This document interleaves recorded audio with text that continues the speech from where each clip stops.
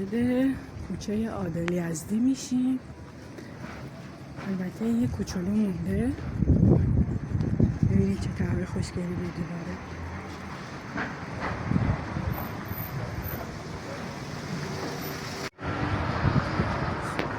اینجا ورود کوچه عادل یزدیه، یکی از محله‌های قدیمی شیرازه که حالا اومدن یک مقداری خونه‌ها رو درست کردن و تبدیلش کردن به بوتیک هتل و توی این کوچه هم نقشه‌نگارهای خوشگل درست کردن.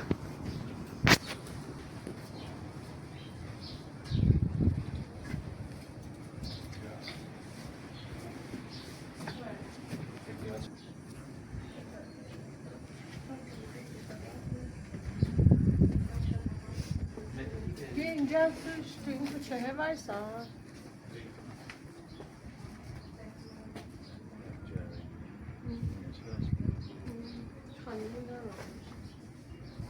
این هر رو بهت نشون داد؟ بگیر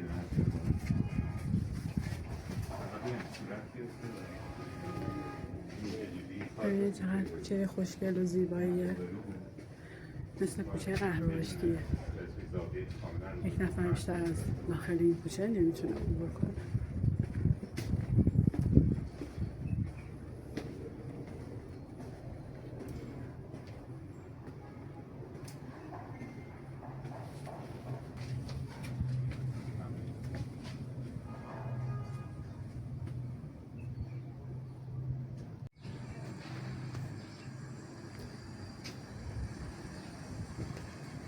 از مسیر برگشت این کوچه زیبا هم از فیلم ببینید.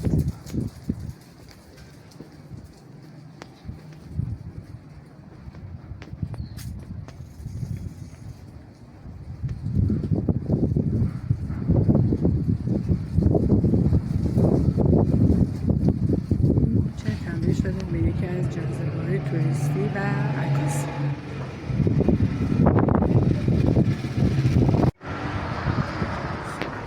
اینجا ورود کوچه عادل یزدیه، یکی از محله‌های قدیمی شیرازه که حالا اومدن یک مقداری خونه‌ها رو درست کردن و تبدیلش کردن به بوتیک هتل و توی این کوچه هم نقشه‌نگارهای خوشگل درست کردن.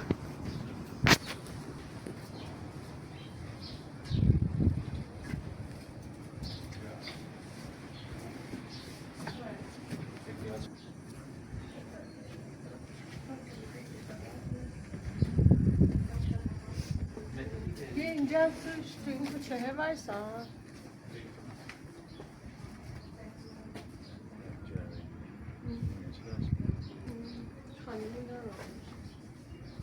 این هر رو بهت نشون داد؟ بگیر